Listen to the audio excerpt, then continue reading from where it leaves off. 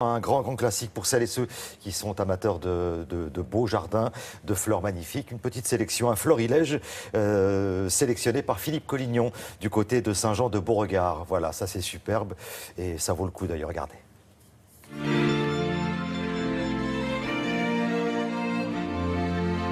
Bonjour, l'édition 2014 de Saint-Jean-de-Beauregard fut un très bon cru. De l'hortensia à la sauge, de la vivace à l'exotique, il y en a eu pour tous les goûts et toutes les bourses. On commence par les sauges décoratives, robustes et peu exigeantes. Elles s'adaptent à de nombreuses situations pour de nombreuses années. La sauge, c'est une plante vivace qui pousse dans des sols perméables, drainants. Ça n'aime pas les terres lourdes et argileuses, ça pousse en plein soleil. Pour certaines, il y a une longue durée de floraison, notamment les arbustives. Et les arbustives ont cette capacité à fleurir à peu près du mois de mai jusqu'au gelée, jusqu'à la fin de l'année. La plus courante étant Salvia microphylla ou sauge de Graham. En Bretagne, elle est très présente partout, dans tous les jardins, et depuis très longtemps, puisqu'elle est en Europe depuis à peu près 200 ans.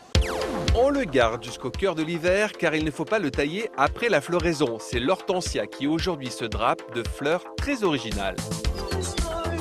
Vous avez les paniculata, on en retrouve beaucoup en Amérique du Nord. Et ce qui est intéressant, c'est qu'ils fleurissent sur les bois de l'année. Donc on peut les retailler assez courts au début de saison, donc au mois de mars-avril. Et là, ils refont des grandes hampes florales blanches qui deviennent roses aussi du coup à partir de la mi-septembre. Et là, vous pouvez avoir une floraison qui s'étale de début juillet jusqu'aux premières gelées, donc souvent courant octobre-novembre. Dans les variétés de paniculata, on a la variété fantôme qui est une très grande variété, il peut monter jusqu'à 3 mètres. Il fait des grandes hampes florales blanches et qui deviennent roses en fin de saison. Et il y a la variété Lamelight qui lui va monter aux alentours de 2 mètres et qui au départ est un peu dans les tons verts, blancs et finit aussi dans les tons un peu verts et rosés à l'automne. L'hibiscus des marais ou hibiscus mosquetos vous séduira par ses fleurs imposantes. Il fleurit des mois et en plus il est vivace. Il vous fait des fleurs magnifiques pendant tout l'été. Il suffit quand même de l'arroser. Et on lui met à manger un petit peu au sol. Et puis voilà. Et tous les ans, il repart de la souche avec des nouvelles branches, des nouvelles feuilles. C'est vraiment une plante magique. Le fuchsia revient à la mode. Celui-ci s'appelle Thérèse Dupuis. Il possède de très grandes fleurs, il est rustique et nous offre encore beaucoup de plaisir.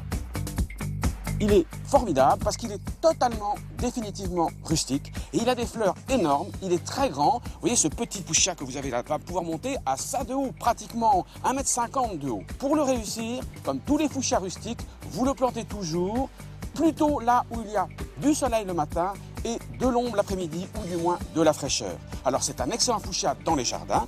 Bien entendu, vous pouvez aussi le cultiver en pot. Prochaine édition le 10 avril 2015. D'ici là, belle journée au jardin. Merci beaucoup Philippe, à bientôt.